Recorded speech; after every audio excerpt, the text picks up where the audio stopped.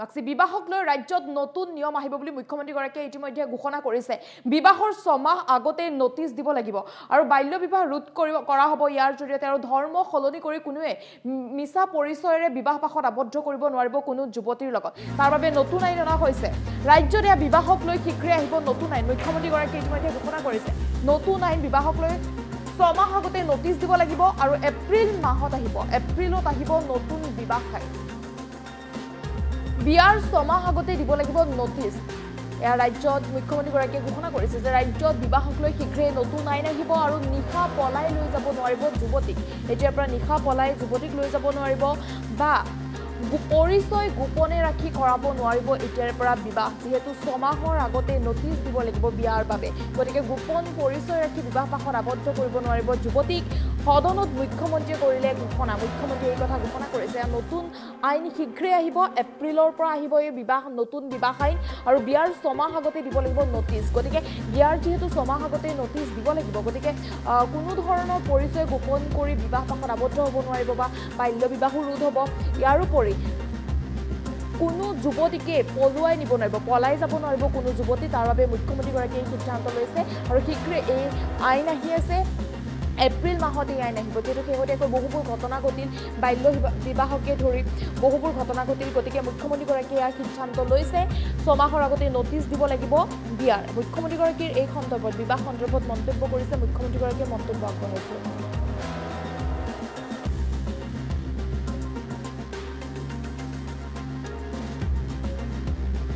এটা সুস্থ পৰিয়াল হবৰ কাৰণে বিবাহৰ এটা মৰ্যাদা থাকে।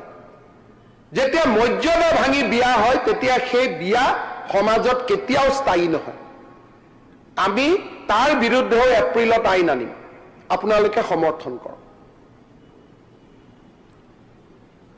যে বিবাহৰ 6 মাহ আগতে নোটিছ দিব লাগিব। বিয়াইটো কৰিম, 6 মাহততো মন পৰিৱৰ্তন হ'ব নোৱাৰে। 6 মাহত যদি মন পৰিৱৰ্তন হয় সেই গিৰিয়েক ঘৈণীয়েক জীৱনটো কেনেকৈ থাকিব?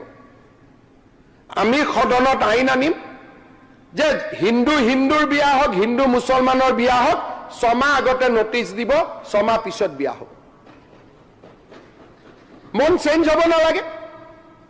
ৰাতি ৰাতি পলাই লৈ যোৱা সেইটোতো কোনো কথা হ'ব নোৱাৰে। ফেচবুকত নাম দিব হিন্দুৰ বিয়া কৰা, মুছলমানক নাম দি মুছলমানৰ বিয়া কৰাম হিন্দু। এইবিলাকতো আমি কোনেও ছাপোৰ্ট কৰিব নালাগে। উই শুড নট ছাপোৰ্ট। যেতিয়া আপোনালোকে সাহসেৰে সদনত বাল্য বিবাহৰ বিৰুদ্ধে মাতিব, স্কুল লাগে। আজি নায়েৰ আলগাত মই কলেজ দিছো, মাতি দিব পৰা নাই আপোনালোকে। মোৰতো কোনো আপত্তি নাই এডুকেশ্যন প্ৰসাৰৰ ক্ষেত্ৰত, আই এম উইথ ইউ। কিন্তু সেইটো বাহানা হ'ব নোৱাৰে যে এইটো কাৰণে আমাৰ বাঢ়ি আছে। আপোনালোকৰ মতে 10 লাখ ভোট এক জেগাত মানুহে দি দিয়ে। আপোনালোক কিমান পাৱাৰফুল মানুহ চিন্তা কৰক।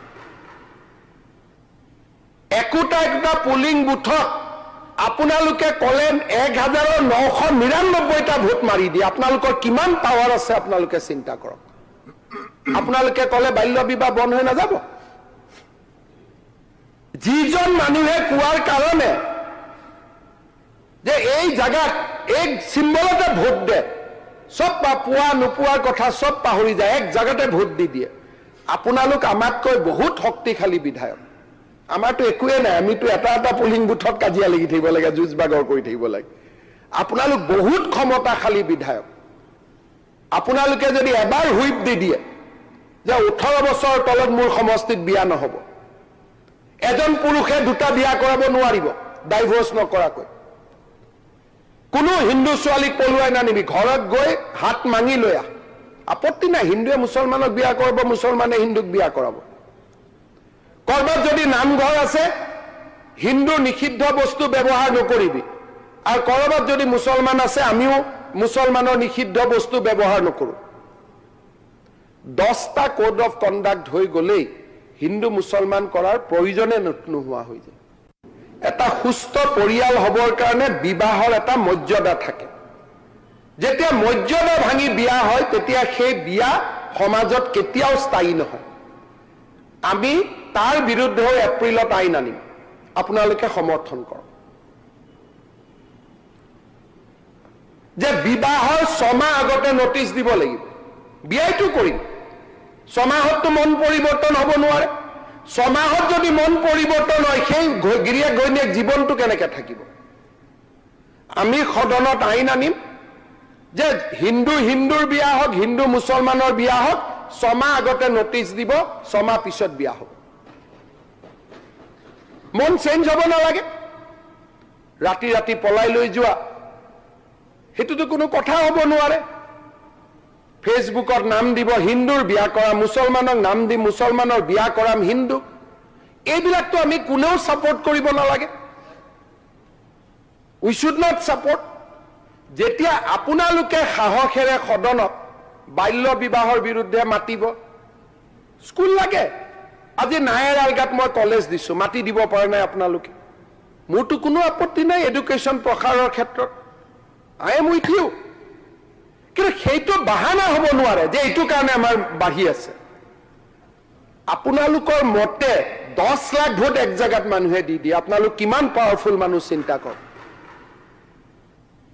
একোটা পুলিং বুথত আপোনালোকে কলে 1999টা ভোট মাৰি দিয়ে, আপোনালোকৰ কিমান পাৱাৰ আছে আপোনালোকে চিন্তা কৰক।